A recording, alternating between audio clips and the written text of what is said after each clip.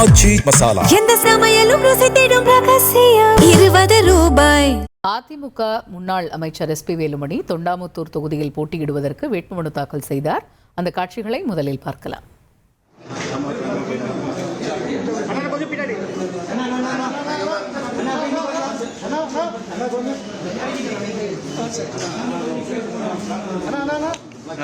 தள்ளாதீங்கண்ணா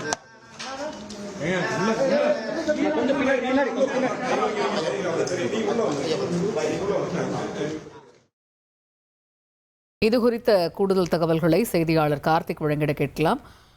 கார்த்திக், முன்னாள் அமைச்சர் திரு SP வேலுமணி வேட்புமனு தாக்கல் செய்யும் போது உடன் பாஜக முன்னாள் மாநில தலைவர் திரு அண்ணாமலையுடன் இருப்பதை பார்க்க முடிந்தது. அங்கிருந்த சூழல் என்ன, காட்சிகளை விவரிங்க. வணக்கம். கோவை மாவட்டம் தொண்டாமுத்தூர் சட்டமன்ற தொகுதியில் மீண்டும் SP வேலுமணி அவர் போட்டியிடுகிறார். கடந்த முறை பாத்தீங்கன்னா 40,000 வாக்குகள் வித்தியாசத்தில் அவர் இந்த தொகுதியில் வெற்றி பெற்றிருந்தார். இந்த சூழல்ல பேரூர் இருக்கக்கூடிய இந்த வட்டாட்சியர் அலுவலகத்துல தற்போது வேட்புமனுவை செய்து அதிகாரியிடம் ஒப்படைத்திருக்கார். அவருடன் பாத்தீங்கன்னா பாஜக முன்னாள் மாநில தலைவர் அண்ணாமலை மற்றும் கூட்டணி கட்சியை சேர்ந்த முக்கியமான நிர்வாகிகள் அனைவரும் வந்திருந்தாங்க.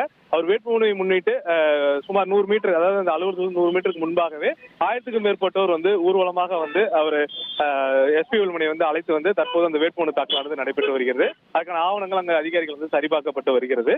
தொடர்ந்து பாத்தீங்கன்னா முன்னாள் மாநில தலைவர் அண்ணாமலை இந்த முறை தேர்தலில் போட்டியிடல. அவர் போட்டியிடறதுக்கு பல்வேறு காரணங்கள் சொல்லப்பட்ட சூழலும் அவர் குறிப்பிட்ட காரணம் என்ன பாத்தீங்கன்னா, இங்க இருக்கக்கூடிய அவருடைய பாஜகவை சேர்ந்த முக்கியமான அனைவருக்கும் வாக்கு சேகரிப்பு பிரச்சாரத்தில் நான் பங்கு கொள்வேன்னு சொல்லியிருந்தாரு. அதன் ஒரு பகுதியா கோவையில் இன்று வேட்புமனு தாக்கல் செய்யப்பட்டிருந்த வானதி சீனிவாசனும் சரி, தற்போது முன்னாள் அமைச்சர் SP வேலுமணி இவர்களுக்கு ஆதரவாகவும் அவருடன் ஊர்வலத்தில் கலந்து கொண்டு அந்த வேட்புமனு தாக்கல் செய்யக்கூடிய அந்த நிகழ்வு கலந்து கொண்டிருந்தார்.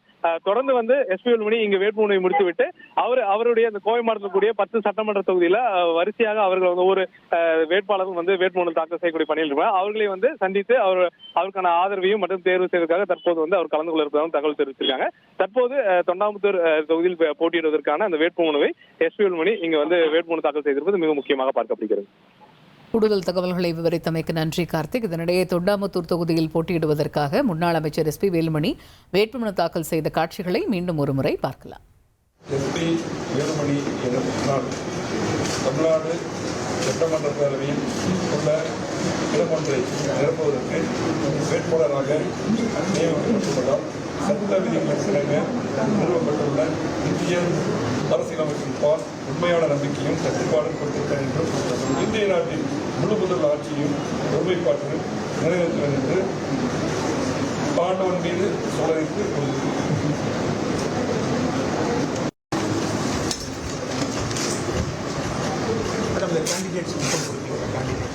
ஆச்சி மசாலா எந்த சமையலும் ருசி தேடும் ரகசியம் ₹20.